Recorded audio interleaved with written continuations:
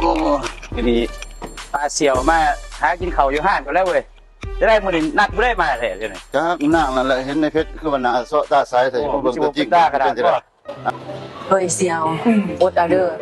จะน้อยกูบ่าวกูก็มานัดเจอกันอยู่ Facebook ฮักก็สิเห็นกันครั้งแรกนี่แต่ก็มาอุดหนุนหันเซียวแน่หากอาหารเซียวเปิดใหม่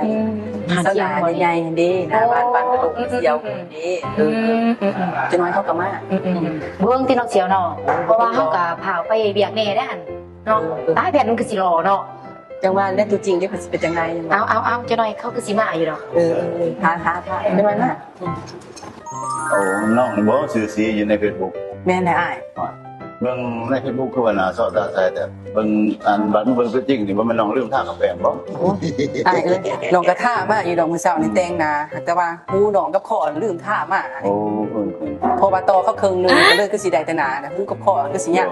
ได้ต้นเนาะโอ้อันนั้นสิอ้ายมีของฝากของตอนมาให้น้องได้นี่เป็นหมักใหม่เด้อน้องเด้อเป็นหมักมีนี่แล้วเอามาเคี่ยว โอ้ขอบใจเด้ออ้ายเด้อโอ้เขาฝากของตอนเนาะมักมีมื้อหน้าอ้ายเบิ่นไว้ก็ได้เด้อ โอ้เด้อ คันปานมาน้องสิเฮ็ดนี่ยาโอ้ยขอบใจเด้อ ไอ้แม่นเฒ่าแก่ร้านมันเนาะมาแต่กระแสจันทร์ อ้ายเป็นเฒ่าแก่ร้านมันคือสิมีเงินมีคำเนาะตะสะอ่อนเด้อ้ายเอ้ย โอ้ก็พอมีอยู่จังเล็กจังน้อยน้องบ่สนใจอยากมันเป็นมาดามได้บ่ มาดามยังอ้าย มาดามมันต้นนั่นแหละ โอ้มาดามมันตุนน้องเฮาก็เคยได้ยินมาดามมันตุน เออ เฮ้ยเสียวมาดามมันตุน อ้าว ให้กูไปบ่ ไปโลดมาดามมันตัวโอ้ก็บ่ได้รอสิได้เป็นบ่เอ้ย เสียร้านมันเนาะ แม่ แต่สะอ่อนได้สั่น เสียวเด้อ คือสิสบาย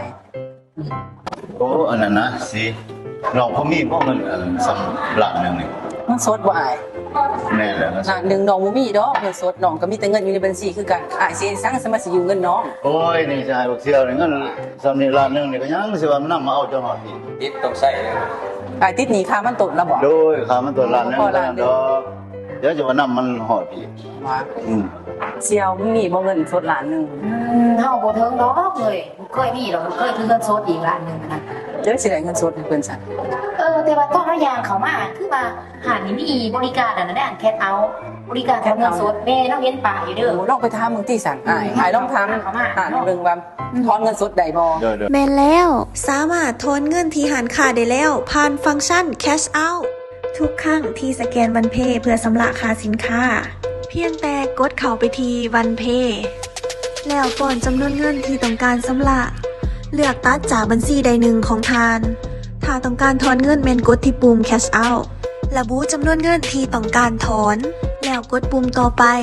ในขั้นตอนนี้หน้าต่างจะแสดงจำนวนเงินของการจ่ายสินค้าและจำนวนเงินที่จะถอน และสุดท้ายกดปุ่มอย่างยืนการชำระเพียงเท่านี้การถอนเงินที่หารค้าก็ถือว่าเป็นอันสำเร็จแล้ว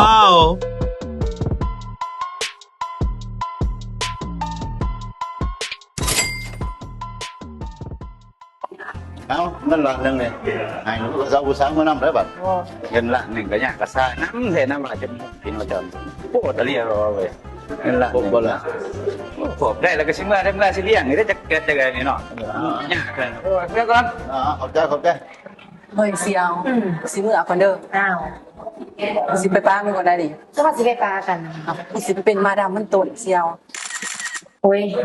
มึงก็ส่วนกูว่าจบเจือมาสิทิมกันตอนนี้วันนี้ โอ้ยกูบ่ได้ทีมมึงดอกกูบอก3หล่อมาเอาแล้วกูสิไปก่อน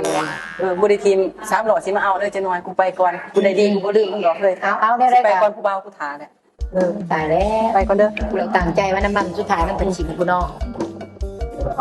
ทิมกันอันนี้เป็นบ่นี่เฮ้ยเสีย โอ้ยบ่ได้ทีมจะน้อยมีคนมาเอาเลย เอาป้าเครื่องเจียวคือลายแต่เจียว เยี่ยม จะคือเกี่ยมของน้องป้าสิไปยุ่นเขาเลยวะนี่ กูสิไปเป็นมาดามมันตุนเลยเสียว เอาเสื้อซอยแล้วแบบชิมกูเนาะเสียวเนาะ ไปก่อนเด้อ